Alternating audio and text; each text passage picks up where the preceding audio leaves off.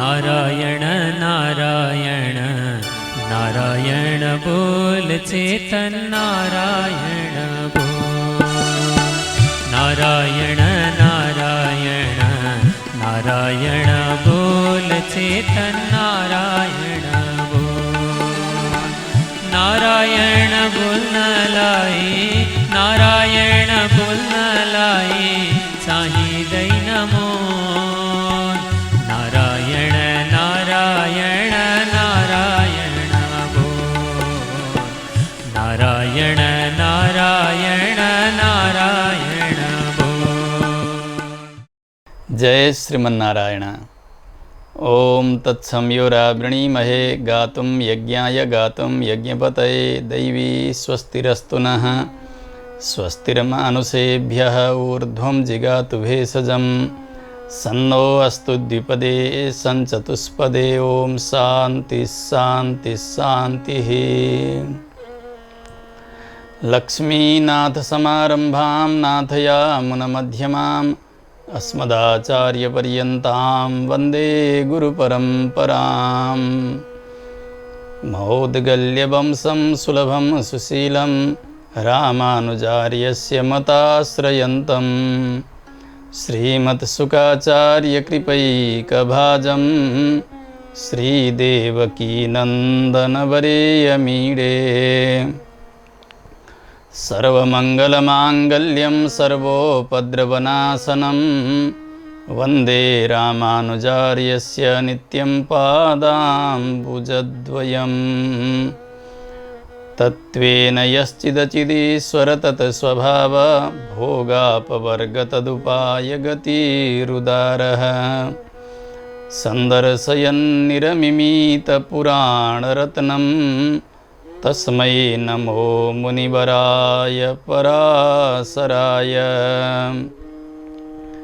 मेघश्यामं पीतकौशेयवासं श्रीवत्साङ्कं कौस्तुभोद्भासिताङ्गं पुण्योपेतं पुण्डरीकायताक्ष्यं विष्णुं वन्दे सर्वलोकैकनाथम्। हरिनारायण दुरितनिवारण परमानंद परमपुरुषोत्तम भक्तजनप्रिय पंकजलोचन नारायण तव दासोऽहं।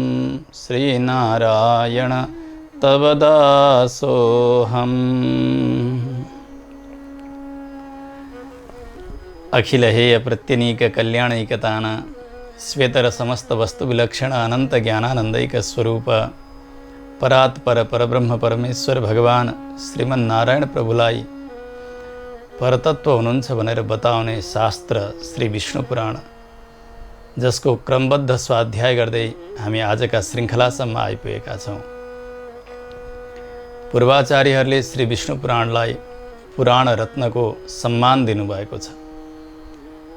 सदाचार, कर्तव्य, भक्ति, ज्ञान, वैराग्य सबै विषयहरू खचाखच भरिएका छन् श्री विष्णु पुराणमा। त्यसमा पनि गृहस्थहरूका लागि चाहिने सदाचार अति सुन्दर ढङ्गबाट वर्णित। भगवानको अवतार र अवतार सम्बन्धी अरू प्रसङ्गहरू उसै गरी सुन्दर ढङ्गबाट वर्णित। हामी गएका श्रृङ्खलामा सुन्दै थियौँ भगवान श्री कृष्णचन्द्र जब गाई लिएर यमुनाजीका तटमा पुग्नुहुन्छ, कालीय दहका छेउमा त्यो विषालु कालीय नाग सपरिवार भएर बसेको छ। त्यसको विषका प्रभावले सर्वत्र प्राणीहरू त्रस्त छन्। नजिक नजिकका लता वनस्पतिहरू पनि सबै जलेर खरानी जस्ता बनेका छन्। त्यस्तो कालीयको भगवानले निग्रह गर्नुभयो। थाहा पायो उसले भगवान परब्रह्म नारायण हुनुहुँदो रहेछ। सर्प जाति धेरै समय पछाडि पनि प्रतिशोध गर्ने, बदला लिने, उसै गरी अत्यन्तै क्रोधी जाति। यो स्वभाव बनाउनेवाला हजुर नै हुनुहुन्छ प्रभु। मैले स्वभावबाट अतिरिक्त केही गरेको छु भने मलाई दण्ड दिनुहोस्, अन्यथा कृपा गर्नुहोस्। कालियाले यसरी स्तुति गरेको थियो। कालियाका पत्नीहरूले पनि पतिको प्राणको भिक्षा मागेका थिए भगवानसँग। उनीहरूले गरेका स्तुतिले भगवान प्रसन्न हुनुभयो, आज्ञा दिनुभयो, जा रमणक नाम गरेको द्वीप, जहाँबाट त यहाँ आएको थिइस् गरुडका डरले सुरक्षित रहनका निमित्त। भगवानका आज्ञाले सपरिवार विशिष्ट भएर भगवानको सुन्दर सेवा गर्दै गर्दै भगवानका दृष्टिद्वारा उसका शरीरमा पुनः शक्ति आउँछ अनि परिक्रमा गरेर रमणक नाम गरेका द्वीपतर्फ जान लाग्यो। यतातिर यमुनाजीको जल अति पवित्र बनेको छ, निर्मल बनेको छ। सारा बालकहरू, गोपहरू, गाई, बाछा, अरू पनि प्राणीहरू ढुक्क भएर त्यो जलको पान गर्दछन्। अब नजिकै वनस्पतिहरूको पनि वृद्धि हुन थाल्यो। यस्तो सुन्दर समय आएको छ। भगवानले अनेक बहानामा दुष्टहरूको संहार गर्दै रहनु भएको छ। आज श्री पराशर महर्षि मैत्रेयजीलाई बताउँदै हुनुहुन्छ, मैत्रेय, गाः पालयन्तौ च पुनः सहितौ बलकेशवौ भ्रममाणौ बने तस्मिन् रम्यम तालवनम गतौ। एक दिन भगवान बलरामजीका साथमा अरू पनि बालकहरू साथमा छन्। तमाम गाईहरूलाई चराउँदै चराउँदै अति सुन्दर तालवनमा प्रवेश गर्नुहुन्छ। तालको वृक्ष छ, लटरम्म फलहरू फलिरहेका छन्। वन नै छ ठुलो, कति हो कति फल पाकेका छन्, सुगन्ध आइरहेको सर्वत्र। त्यो तालवनमा एउटा धेनुकासुर नाम गरेको असुर, यो कंसको अनुचर हो। यो गधाको रूप धारण गरेर बसेको छ, मृगहरूका मासु खाएर बसेको छ। उसै त गधाले मांसाहार उसरी गर्दैन, तर यो यति दुष्ट थियो असुर, स्वरूप गधाको बनाएको। जे भेट्थ्यो त्यसलाई खान्थ्यो, मार्थ्यो। सबै प्राणीहरू त्यहाँ जान डराउँथे। गाई जाँदैनथे, अरू वन्यजन्तुहरू पनि जाँदैनथे। मनुष्यको त कुरा नै भएन। गोप बालकहरूले सो हेर्दछन्, पाकेका फलहरू, सुगन्ध पनि आइरहेको छ। भगवानका आजसम्मका लीलाहरू यिनीहरूले नजिकबाट हेरिरहेका छन्। अत्यन्तै बलशाली हुनुहुन्छ। बलरामजी पनि अति बलियो हुनुहुन्छ। उनीहरूलाई विश्वास छ, कन्हैयाले चाह्यो भने, बलरामजीले चाह्यो भने हामीलाई यो फल दिन सक्दछन्। गोपहरूले भगवान श्रीकृष्णसँग र बलरामजीसँग भन्दछन्, हे राम, हे कृष्ण, सदा धेनुकेनै च रक्ष्यते भूप्रदेशो यतस्तस्मात् पक्वा नियमानि सन्ति वै। हामी जहाँ छौँ यो भूप्रदेश, यो वनको भाग, यो धेनुकासुर नाम गरेको गधाले संरक्षित गरेर राखेको छ, आफ्ना कब्जामा राखेको छ। यहाँ कोही पस्न सक्दैनन्, तर आज हामी आयौँ। तिमीहरू बलिया छौ हे बलराम, हे कृष्ण। यति सुगन्ध आइरहेको छ, यो फल पाकेर हामीलाई तीव्र भोक पनि लागिरहेको छ, फल खाने इच्छा छ, तर त्यो गधाले हामीलाई खान दिँदैन। अब कसरी हुन्छ हामीलाई यो इच्छा भयो फल खाने, त्यो पुरा गरिदेऊ, फल झारिदेऊ, हामी पर्याप्त खान्छौँ। वयम एतानि अभिप्सामः पात्यन्ताम यदि रोचते। तिमीहरूलाई पनि यदि खाने इच्छा छ भने झारिदेऊ न। साथीहरूले जब यसरी प्रार्थना गरे, बलरामजीले विचार गर्नुभयो, हो भोकाएका छन् यी साथीहरू। गाई चराउँदा चराउँदा दिन पनि धेरै अगाडि ढल्किसकेको छ। हामीसँग पुरुषार्थ, बल, सामर्थ्य सबै चिज छ, किन नझारिदिने फल। विचार गर्नुभयो। भगवान श्रीकृष्णलाई यसो सङ्केत गर्नुहुन्छ। दुवै भाइले वस्त्रले आफ्ना कम्बर कस्नु भएको छ। गएर त्यो विशाल ताल वृक्षलाई यसरी हातले हल्लाउन सुरु गर्नुभयो बलरामजीले। फल झरिरहेका छन् भुइँमा। भगवान श्रीकृष्ण पनि त्यसै गर्नुहुन्छ। मानव एउटा समर्थ पुरुषले एउटा सामान्य रुखलाई कसरी हल्लाउन सक्छन्। अझै दुई बालकहरू विशाल काय त्यो ताल वृक्षलाई उसै गरी हलाइरहेका छन्। झरिरहेका छन् फलहरू। आवाज सुन्यो त्यो गधाले, फल झर्दैछ, रुख हल्लिँदैछ। यसो आयो, राता राता आँखा बनाएको छ, विशाल शरीरको छ त्यो गधा। एकदमै खर्रो आवाज पनि गरिरहेको छ उसले। गधा कसरी कराउँछ उसै गरिकन। जतातिर बलरामजी हुनुहुन्थ्यो त्यतापट्टि गयो। बलरामजी उसलाई देखेको नदेखे गरिकन त्यो फल झारिदिइरहनु भएको छ, हल्लाइरहनु भएको छ। एउटा सकिन्छ अर्को, अर्को सकिन्छ अर्को चलिरहेको छ। गोपहरू खाइरहेका छन्, रमाइरहेका छन् बालकहरू। बलरामजीका नजिकै गयो, देख्दै हुनुहुन्छ आयो यो गधा। बलरामजीलाई पछाडिका 2 गोडाले हानेर मार्छु यस्तो इच्छा थियो उसको। गएर प्रहार गर्छ। बलरामजीले एकै हातले उसका 2 गोडा समाउनु भयो। भगवान श्रीकृष्णले वत्सासुरलाई कसरी मार्नु भएको थियो बलरामजीले आफ्ना आँखाले देख्नु भएको थियो। बलरामजी दाजु हुनुहुन्छ, उहाँले पनि विचार गर्नुभयो कन्हैयाले जसरी मारे उसै गरी यो गधालाई पनि म मारिदिन्छु। समाएर आकाशमा फन फन फन फन घुमाउँदै हुनुहुन्थ्यो। घुमाउँदा घुमाउँदै मरिसकेको थियो त्यो। अत्यन्तै क्रुद्ध भएर विशाल ताल वृक्षमा त्यो गधालाई यसरी पछार्नुभयो। उसको शिर फुट्यो, रगत छाड्दै समाप्त भयो। बाँकी रहेका ती तालका फलहरू त त्यो गधाका चोटले गर्दा, त्यो धक्काले गर्दा सबै झर्यो। त्यो आवाज सुनेर अरूहरू पनि आउँछन् उसका अनुचरहरू। अन्यान अथ सजातीयान आगतान दैत्यगर्धवान कृष्णश्चिक्षेप तालाग्रे। भगवानले विचार गर्नुभयो ठुलो शरीर भएकालाई दाजुले मार्नुभयो, अब यी साना तिनालाई त म मार्छु, मेरो पालो आयो। जुन आउँछ नजिक त्यसलाई च्याप्प समात्दै एउटा वृक्षमा पड्कार्दै त्यो मर्छ, वृक्षका फल झर्छन्। अर्को आउँछ अर्कामा, अर्को आउँछ अर्कामा गर्दै गर्दै भयभरका फल जति सबैमा गधा जति सबै सोतर बनेका छन्। प्रसन्न भए यी गोप बालकहरू। मस्त खाएका छन्, अलिकति खान्छन् फ्याँकिदिन्छन्। कोही त्यो फलको खेल खेल्दछन्, रमाएर आनन्दका साथ फल खाए यिनीहरू। सबै प्रसन्न भएका छन्। केवल मनुष्य मात्र होइन हे मैत्रेय। ततो गावो निराबाधास्तस्मिन् तालवने द्विज नवसस्पम सुखम चेरुर्यन्न भुक्तमभूत पुरा। मृगले जानै नहुने, गाई गोरु यी पशुहरूले जानै नहुने त्यहाँ त्यो गधाले मारिहाल्ने। जो घाँस चर्थे तिनीहरू जानै पाउँदैनथे आजका दिनसम्म।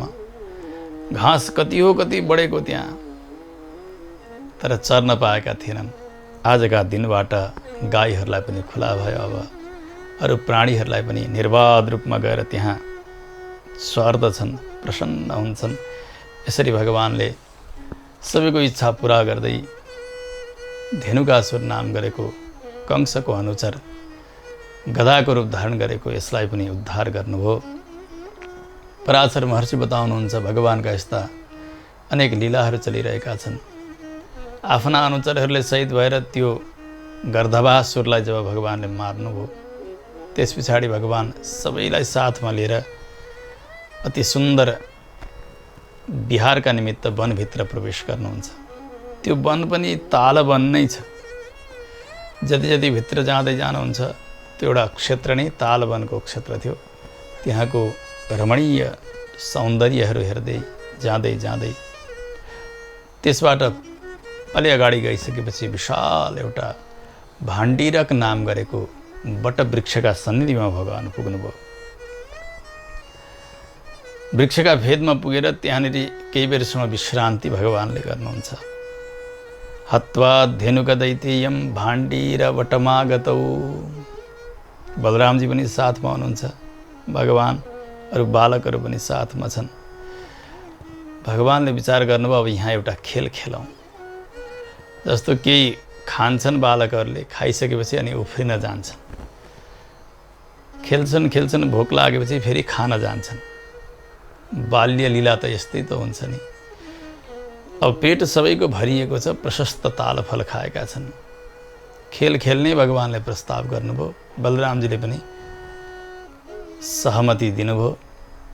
श्रीदामा, स्तोक कृष्ण, अरू पनि बालकहरू थिए मधुमङ्गल आदि गरेका, यी सबैले पनि भने ठिक छ, अब कन्हैया हामी खेल खेल्ने। कस्तो खेल खेल्ने? एक प्रकारको खेल यस्तो खेल्ने कि एउटा निर्दिष्ट स्थानसम्म दौडेर जानुपर्ने, त्यहाँ जो पहिले पुग्छ, जसले जित्दछ, अनि त्यो हार्ने व्यक्तिले जित्नेलाई आफ्ना पिठ्यौँमा बोकेर फेरि जहाँबाट दौडेको त्यो ठाउँसम्म लिएर आउनुपर्ने, यस्तो खेल। त्यसका लागि भूमिका तयार गर्दै हुन्छ भगवान। जस्तो गाईलाई बाँध्ने डोरीहरू यसो मुठो बनाएर काँधमा लगाउनु भएको छ, वनमाला पनि लगाउनु भएको छ भगवानले।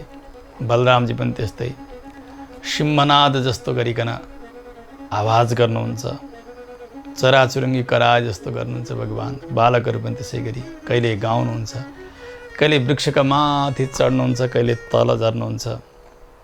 धेरै टाढा गएका गाईहरूलाई फर्काएर लिएर आउनुहुन्छ। गाउँदै गाउँदै आउनुहुन्छ। ती बालकहरूलाई, गाईलाई सङ्केत गर्नुहुन्छ, ती नाम पुकार्नुहुन्छ त्यो गानामा। ती बाछाहरू पनि त्यहीँ आउँछन्, ती गाईहरू पनि त्यहीँ आउँछन्, बालकहरू पनि त्यहीँ आउँछन्। यति सुन्दर नृत्य भइरहेको छ। भगवानले पीताम्बर लगाउनु भएको छ अनि त्यो श्याम रङ नील वस्त्र बलरामजीले लगाउनु भएको छ।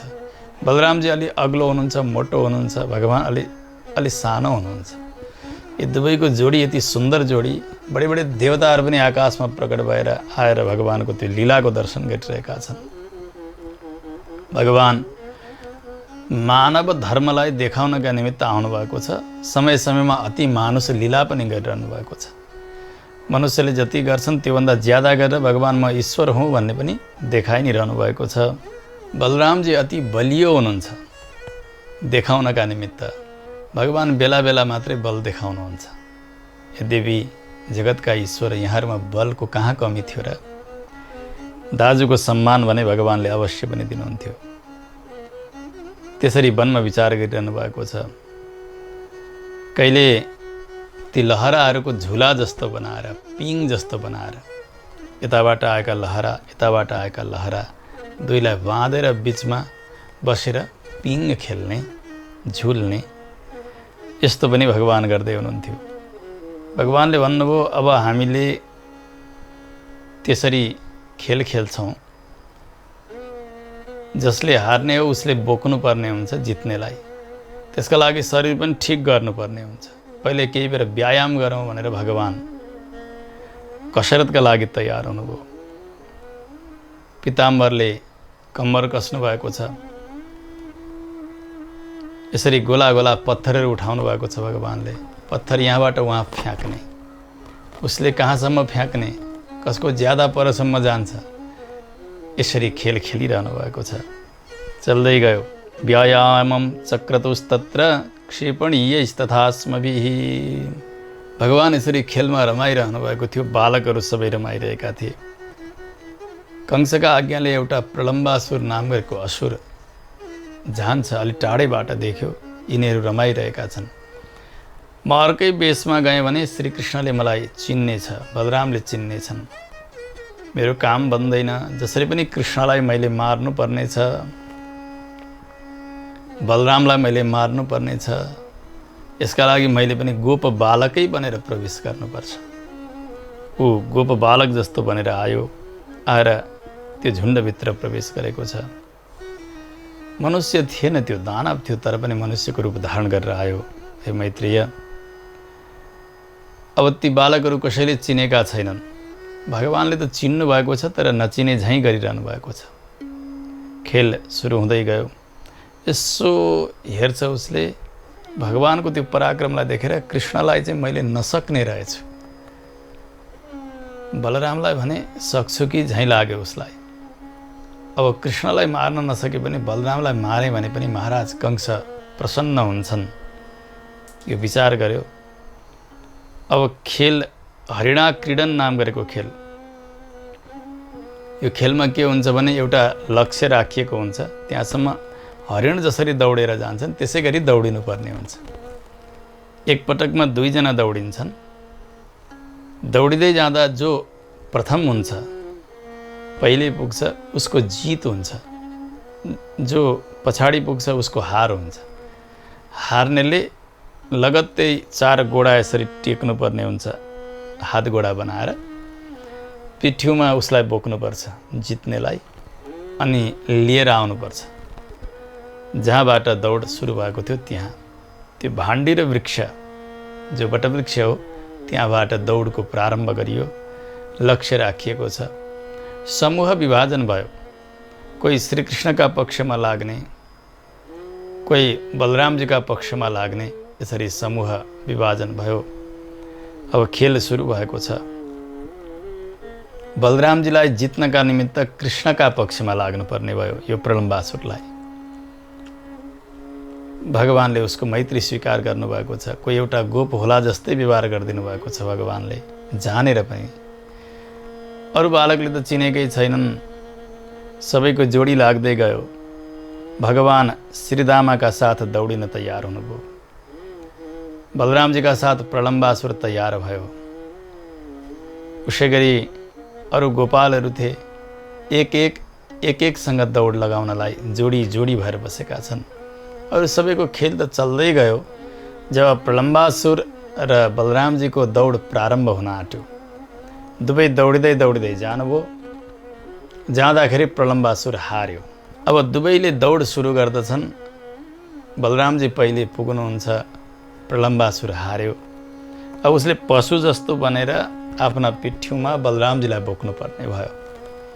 बलरामजी बस्नु भएको छ। विजय उत्सव मनाइरहेको छ। त्यहाँ ऊ बोकेर आउँदैछ। आउँदै जो वटवृक्षबाट प्रारम्भ भएको थियो दौड, त्यहाँसम्म आएर पनि ऊ रोकिँदैन, अगाडि लिएर जान थाल्यो। उसले लिएर जाँदै आफ्नो विशाल त्यो दानव शरीर प्रकट गर्यो। आकाशतर्फ लिएर उड्न सुरु गर्दछ। बलरामजी माथि जाँदै हुनुहुन्छ, सबै देखिरहेका छन्। हाहाकार हुन लाग्यो। माथि पुगिसकेर बलरामजीले आफ्नो शरीरलाई अत्यन्तै भारी बनाउँदै हुनुहुन्छ। भार बोक्न सकिरहेको छैन।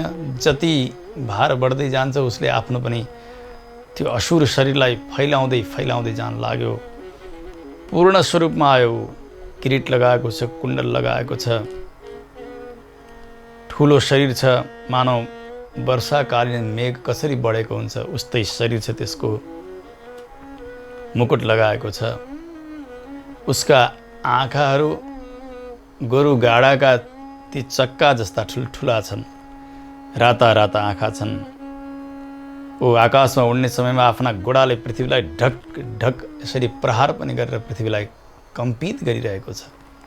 यसरी उडेको त्यो दैत्य माथि गइसकेपछि बलरामजीले थाहा पाउनुभयो यो असुर हो।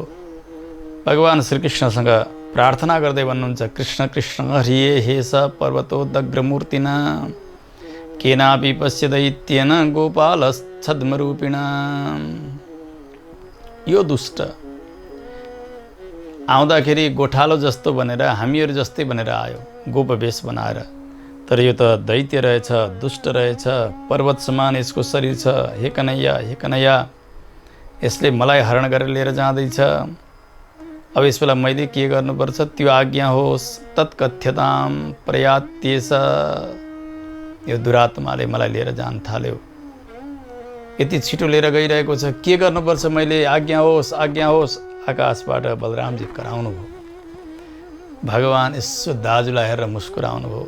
दाजु, हजुरले आफ्नो स्वरूपलाई बिर्सनु भएर आज एउटा यो सामान्य दैत्यसँग हजुर यति त्रस्त हुन पर्ने? बलरामजीको बल पराक्रम सबै स्मरण गराउँदै हुनुहुन्छ भगवान। भन्नुभयो, दाजु किमयं मानसो भावो व्यक्तमेवावलम्ब्यते सर्वात्मन् सर्वगुह्यानां गुह्यात्मना त्वया। हजुरले मनुष्य शरीर लिने बित्तिकै आफूलाई मनुष्य मान्नुभयो कि क्या हो? हजुर त साक्षात् अनन्त हुनुहुन्छ, साक्षात् ईश्वर हुनुहुन्छ। सबैभन्दा बलिया हजुर नै हुनुहुन्छ, सबैका अन्तर्यामी हजुर हुनुहुन्छ। हजुरको स्वरूप त अत्यन्त गुह्य स्वरूप हो। सबै पदार्थका भित्र प्रवेश गर्न सक्ने हे ईश्वर, हे दाजु, हजुर आफ्नो त्यो कारण स्वरूपलाई जान्नुहोस्। तपाईँ सम्पूर्ण जगतका कारण हुनुहुन्छ। हजुरका कारण कोही पनि छैनन्। हजुर आफै जगत बन्नुहुन्छ, जगत पालन गर्नुहुन्छ।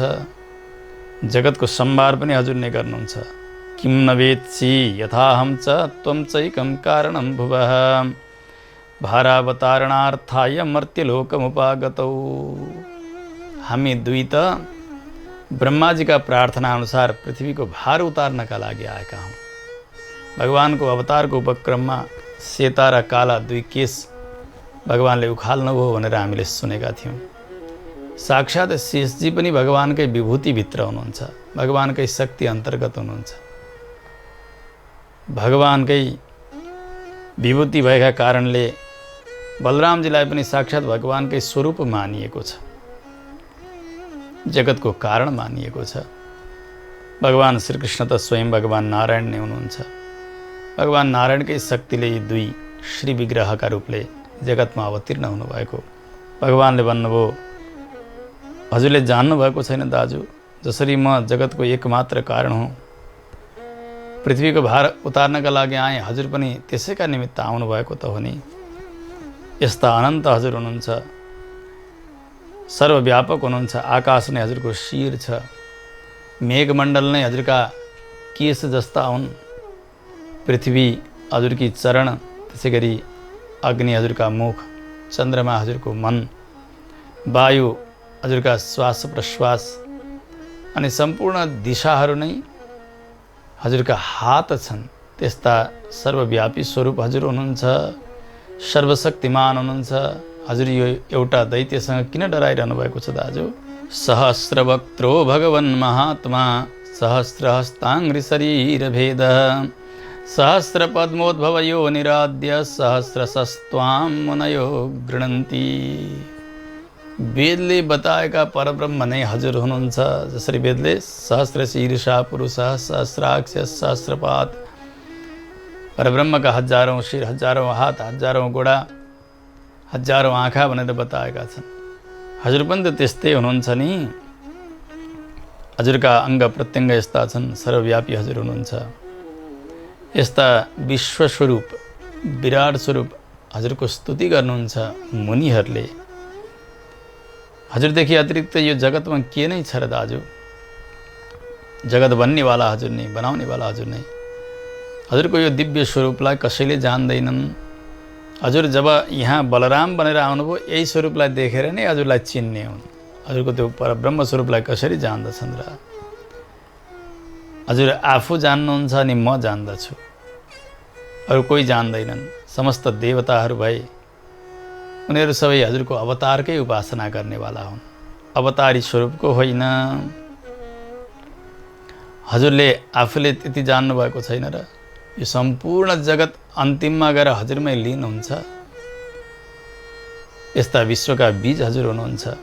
हे अनन्त, हजुरले नै धारण गरेकी पृथ्वीले सम्पूर्ण चराचर विश्वलाई धारण गरिरहेकी छन्।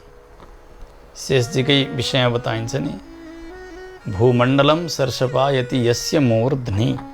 सम्पूर्ण पृथ्वी शेषजीका शिरमा एउटा तोरीको दानो जस्तो भएर रहन्छ, घुम्दछ। यसरी पृथ्वी धारण गर्न सक्नेवाला हजुर हुनुहुन्छ। पृथ्वीका माध्यमले सम्पूर्ण चराचर जगतलाई हजुरले धारण गरिरहनु भएको छ। आज एउटा दैत्यसँग डराउनु भयो दाजु, यो त कति सुहाएन। हजुर त अझ हुनुहुन्छ, कहिले नजन्मनेवाला, केवल सङ्कल्पले मात्रै अवतार लिनुभएको हो। निमेष, लव, काष्ठ आदि गरेका जति पनि कालहरू छन्, त्यो कालको स्वरूप हजुर नै हुनुहुन्छ। सत्य, त्रेता, द्वापर, कली आदि गरेका यी युगका भेदहरू पनि हजुर नै हुनुहुन्छ। यी सबै माध्यमद्वारा हजुरले सम्पूर्ण जगतलाई ग्रास गरिरहनु भएको छ, निलिरहनु भएको छ। किनभने कालद्वारा नै सबैको लय हुने हो, त्यो सबै हजुरकै अधीनमा छ दाजु। जसरी ठुलो अग्निको स्वरूप हुनका लागि वनमा आगो लाग्यो अथवा सामुद्रिक आगो प्रारम्भ भयो अनि वायुले प्रेरणा गरिसकेपछि त्यो आगोको लपका अरू वनस्पतितर्फ बढ्दै गयो भने त्यो जल्दै जल्दै जल्दै गएर विशाल पर्वतहरू पनि सर्र बलेका जस्ता देखिन्छन्। ती लहरा बुटा त्यहाँका वनस्पतिहरू जलेको देख्दा जसरी। अनि त्यो जल्दै जल्दै जब हिमालयमा त्यो अग्नि पुग्दछ त्यसबेला त्यो अग्नि हिउँका रूपमा परिणत हुन्छ।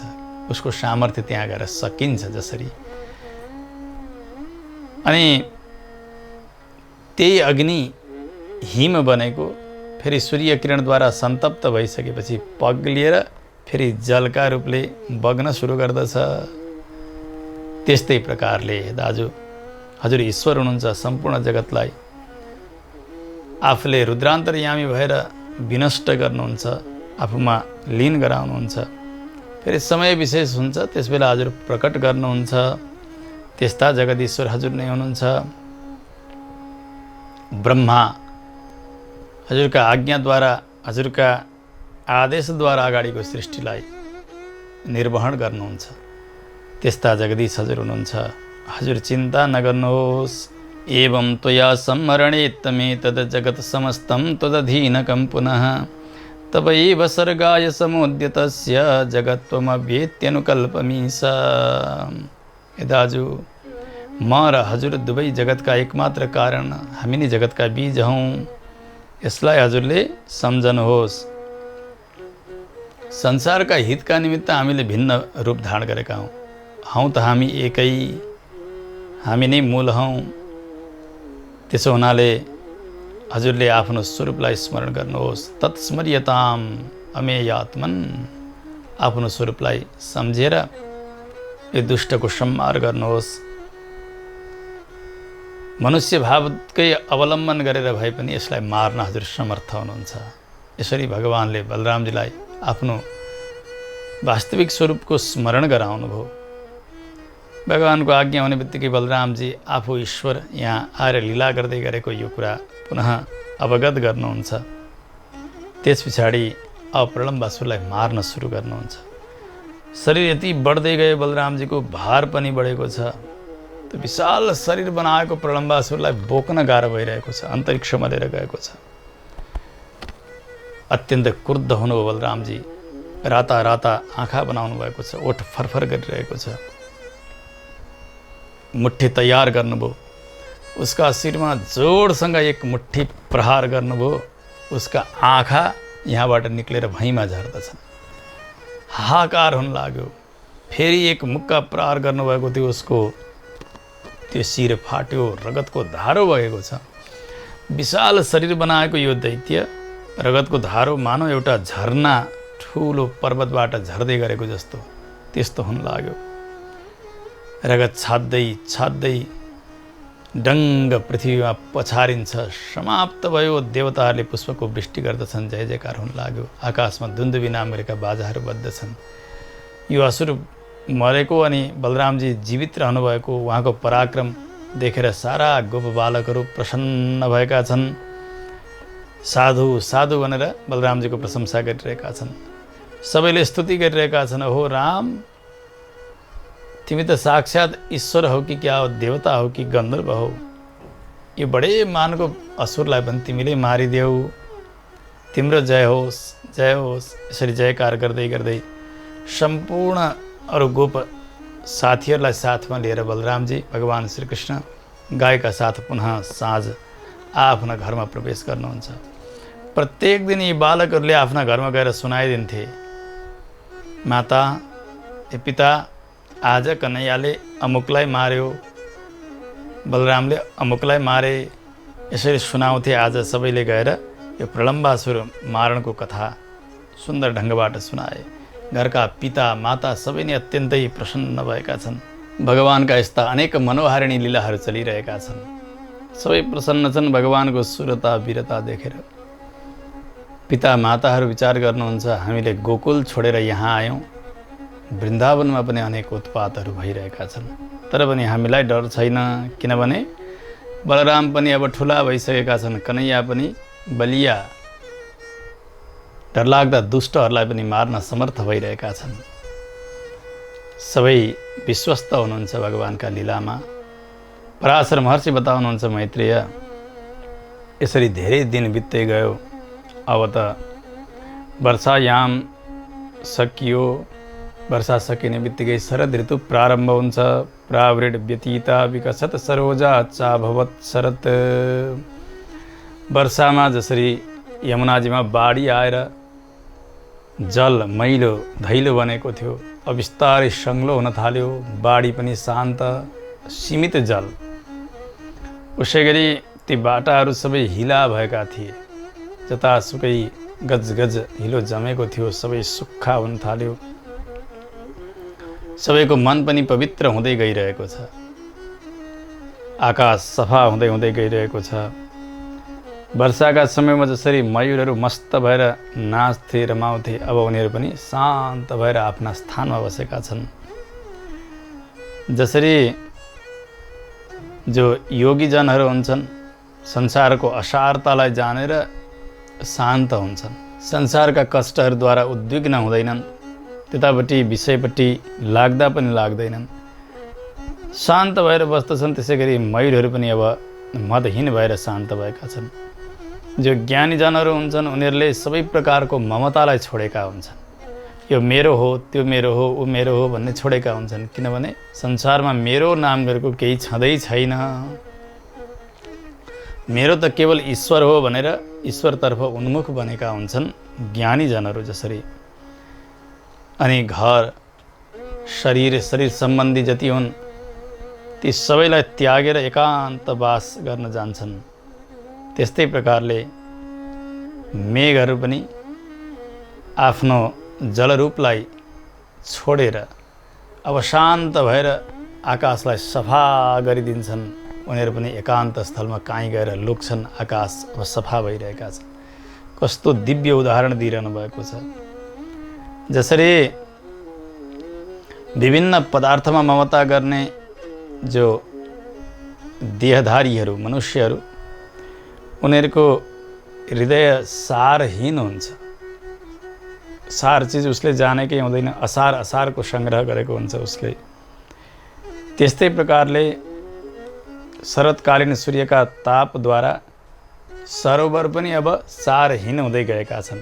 तात्पर्य यो हो कि तलाउमा भरि त्यो जल थियो, अब सुक्दै सुक्दै परिमित जलमा परिणत भएको छ। नदीहरूमा पनि जल कमी हुँदै गइरहेका छन्। यस्ता प्रकारले समय बित्दै गइरहेको छ। शरतकालीन कमलहरूले खिल्ने फुल्ने समय पाए। अब तलाउहरूमा ती कमलहरू फुल्न सुरु गरेका छन्। सर्वत्र आनन्द भएको छ। आकाश सफा देखिसकेपछि व्यक्तिको मन पनि सफा हुन्छ। जल सफा देखिसकेपछि व्यक्तिको चिन्तन सफा हुन्छ। पुष्पहरूको विकास देखिसकेपछि व्यक्ति अत्यन्तै प्रफुल्लित हुन्छ। पुष्प जसरी खिलिरहेको हुन्छ, उसै गरी ऊ पनि रमाइरहेको हुन्छ। पुष्पबाट आएको त्यो सुगन्धले गर्दा व्यक्ति त्यहाँ व्यामुग्ध बनिरहेको हुन्छ। उसको जीवन पनि सुगन्धी बनेको हुन्छ र उसले अर्काका लागि पनि सत्चिन्तन गरिदिन्छ, असत चिन्तनलाई छोडिदिन्छ। ममत्वम क्षेत्रपुत्रादि रूढमुच्चैर यथा बुधाः। जस्ता प्रकारले आफ्ना खेती बारी अनि छोराछोरी, गाई भैँसी आदि गरेका पशु चौपायाहरू भए, ती सबैलाई विवेकीजनले बिस्तारै बिस्तारै त्याग दिन्छन्। त्यस्तै प्रकारले जलाशयहरूले पनि आफ्ना तटलाई बिस्तारै बिस्तारै छोड्दै गए। अति सुन्दर उदाहरण छ। तटसम्म गएर भरिभराउ भएको त्यो जल अब बिस्तारै घट्दै घट्दै घट्दै परिमित भएको छ। त्यस्ता प्रकारले अब आनन्द हुन लाग्यो। जस्तो योगीहरूका लागि विघ्नहरू भनेर बताइएको छ। अनि 5 प्रकारका क्लेशहरू भनेर पनि बताइएका छन् योग सूत्रमा। महर्षि पतञ्जलिले बताउनुहुन्छ, जस्तो व्याधि आयो भने योगमा बाधा गर्दछ। शरीरमा कष्ट भयो, अब उसले आसन प्राणायाम इत्यादि ठिकठाकसँग गर्न सक्दैन। शरीरमा कष्ट भइसकेपछि ध्यान पनि लाग्दैन। पहिलो विघ्न भनेको योगीहरूका लागि व्याधि हो, रोग हो। त्यस्तै प्रकारले अर्को एउटा हुन्छ स्त्यान। जो साधना हो त्यसमा प्रवृत्ति भएन, लागेन, अनिच्छा भयो भने त्यसबाट पनि उनको योग सिद्ध हुँदैन। त्यस्तै अर्को हुन्छ संशय। गुरुले भन्न त भन्नुभएको छ, तर यो ठिक हो कि होइन, यसो गर्दा हुन्छ कि हुँदैन भनेर जब संशय भयो, दुविधा भयो भने पनि योगीजन आफ्ना योगमा अगाडि बढ्न सक्दैनन्। अर्को हुन्छ प्रमाद। प्रमाद भनेको असावधानी। असावधानी व्यक्ति पनि योगी बन्न सक्दैन। उसै गरी आलस्य हुन्छ। अल्छी भयो, आलसी भयो व्यक्ति भने पनि ऊ साधनामा अगाडि बढ्न सक्दैन। त्यो आलस्य पनि योगीजनहरूका लागि विघ्न भनेर बताइएको छ। त्यसै गरी अविरति। अविरति भनेको वैराग्यहीनता। वैराग्य आएन भने योगमा व्यक्ति अगाडि बढ्नै सक्दैन, त्यसले पनि उसलाई रोक्दछ। अर्को हुन्छ भ्रान्ति दर्शन। भ्रमै भ्रम भयो, यो हो कि त्यो हो कि ऊ हो कि, एक चिजमा अर्काको आरोप भयो, त्यो भ्रम भयो भने पनि योगी अगाडि बढ्न सक्दैनन्। यसै गरी अर्को एउटा हुन्छ अलब्ध भूमिकत्व। आफ्नो जो लक्ष्य हो त्यो लक्ष्यको उपलब्धि भएन। जुन उद्देश्यका साथ उनी लागेका छन् त्यो चिज पाएनन् भने त्यो पनि योगको बाधा नै हो। त्यस्तै अर्को हुन्छ अनवस्थितत्व। जो लक्ष्य छ त्यो लक्ष्यमा थिर भइरहेन योगी। कहिले यो लक्ष्य लिएको छ अनि फेरि त्यसलाई छोडेर अर्को लक्ष्य लिएर थाल्यो, अर्को लक्ष्य लियो भने पनि ऊ योगमा अगाडि बढ्न सक्दैन। यस्ता 9 प्रकारका अन्तरायहरू हुन्छन् जसलाई विघ्न भनेर बताइएको छ योगका निमित्त। त्यस्तै प्रकारले 5 प्रकारका क्लेशहरू पनि छन्। पतञ्जलिले बताउनु भएको छ अविद्या, अस्मिता, राग, द्वेषा, विनिवेशाः क्लेशाः। एउटा अविद्या नाम गरेको क्लेश, अर्को अस्मिता, अर्को राग, अर्को द्वेष अनि अर्को अविनिवेश। अविद्या भनेको अज्ञान। अज्ञानले पनि व्यक्तिले कष्ट पाउने हो। अज्ञान भनेको अन्धकार हो। अन्धकारले व्यक्तिलाई धेरै कष्ट दिन्छ, उसले मार्ग पाउँदैन। त्यस्तै प्रकारले योग मार्गमा लाग्दाखेरि पहिला अविद्याले त्यसै गरी उसलाई ढाकिरहेको हुन्छ, बार लगाइरहेको हुन्छ। एउटा कष्ट दिने हो अविद्या भनेको। अर्को हुन्छ अस्मिता। अस्मिता भनेको अहङ्कार। त्यो अहङ्कारले पनि व्यक्तिलाई पल पलमा दुःख दिइरहेको हुन्छ। अर्को हुन्छ राग। राग भनेको विषयको भोग गर्ने इच्छा, त्यसले पनि योगीलाई दुःख दिइरहेको हुन्छ। अर्को हुन्छ द्वेष। द्वेष ठुलासँग, आफूभन्दा अगाडि गइसकेकासँग, सम्पत्तिले होस्, विद्याले होस्, धनले अथवा उमेरले, मानले, केहीले पनि आफूभन्दा ज्यादा अगाडि बढेकासँग गरिने जो रिस हो त्यसलाई भनिन्छ द्वेष। त्यस प्रकारको द्वेषले पनि व्यक्तिलाई अगाडि बढ्न दिँदैन। उसै गरी अभिनिवेश। अभिनिवेश भनेको मर्ने डर। म मर्छु होला भन्यो भने त्यसले पनि व्यक्तिलाई पीडा दिइरहेको हुन्छ, उसको साधना सफल हुँदैन। यस्ता 5 क्लेशहरू हुन्छन्। अनि यी जति पनि छन् योगीले यी चिजलाई छोडेको हुनु पर्यो, यिनबाट बचेको हुनु पर्यो। तर कुयोगीजनले के गर्छ भने अलि अगाडिसम्म साधना बढाउँदै गयो अनि फेरि यिनै चिजमा ऊ बाँधिएको हुन्छ, यसैमा भ्रष्ट भएको हुन्छ। जसरी त्यस्तै प्रकारले पहिले वर्षायाममा सरोवरमा हाँसहरू बस्न छोडेका थिए। धेरै पानी पर्यो, असिना पर्यो, उनीहरू आफ्ना स्थानमा गएर बसेका थिए। अब त वर्षा कम भयो, आकाश शान्त भएका छन्, अब कुनै प्रकारको विघ्न छैन भनेर पुनः ती हाँसहरू सबै आएर सरोवरमा क्रीडा गर्न प्रारम्भ गर्छन् यो शरद ऋतुका समयमा। जसरी भगवान सबैका अन्तर्यामी हुनुहुन्छ। विष्णु भनेको व्यवेष्टि व्याप्नोति चराचरात्मकम इति विष्णु। चराचर जगतलाई जसले व्याप्त गर्नुभएको छ, सबैका भित्र प्रवेश गर्नुभएको छ। वेदले पनि यही बताउनुहुन्छ, तत्सृष्ट्वा तदेवानुप्राविशत्। भगवान तत्त्वहरूको सृष्टि गर्दै गर्दै त्यहाँ भित्र प्रवेश गर्नुहुन्छ। यस्ता सर्वगत भगवान विष्णुलाई जानिसकेपछि त्यस्ता मेधावी व्यक्तिको चित्त अत्यन्तै शान्त हुन्छ। हो मैले जान्नुपर्ने तत्त्वलाई जाने, जगतको कारणलाई जाने भनेर प्रसन्न रहन्छन्। जसरी जबसम्म विष्णु तत्त्वलाई जान्दैनन्, परमात्मालाई जान्दैनन्, तबसम्म उनको चित्त शान्त भएकै हुँदैन, खोज अगाडि बढाइरहेका हुन्छन्। ज्ञानको पराकाष्ठा, ज्ञानको परम आश्रय भनेको ईश्वर नै हो। ज्ञान त्यहाँ गएर टुङ्गिन्छ। ज्ञानको केन्द्र भनेको ईश्वर। त्यस्ता परमात्मालाई जानिसकेपछि व्यक्तिको चित्त शान्त हुन्छ। जसरी त्यस्तै प्रकारले जलाशयहरूको जल पनि स्वच्छ हुन गयो। शरतकाल लाग्ने बित्तिकै अब कुनै प्रकारको विकार त्यहाँ छैन। आकाश निर्मल बनेका छन्। सूर्य किरणहरूको ताप पनि बिस्तारै बिस्तारै कम हुँदै हुँदै गइरहेको छ। चन्द्रमा आकाशमा पर्याप्त रूपले दर्शन दिनुहुन्छ। वर्षायाममा त मेघले चन्द्रमालाई ढाकेर उति दर्शन हुँदैन थियो। अब कुनै प्रकारको आच्छादन छैन। चन्द्रमाले शीतको वर्षा पनि पर्याप्त गरिरहनु भएको छ। अनि बिस्तारै बिस्तारै ती औषधि वनस्पति लताहरूमा माथिबाट त्यो अमृत स्वरूप शीतको वर्षा गरेर औषधीय गुण भरिदिँदै जानुभएको छ चन्द्रमाले। यस्तो आनन्दको समय आएको छ।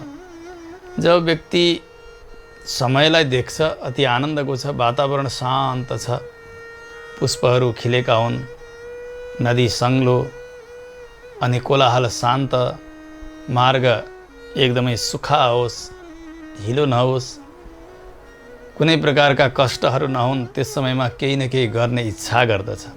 कुनै आयोजन गर्नु पर्यो भने वर्षायाममा गरिँदैन।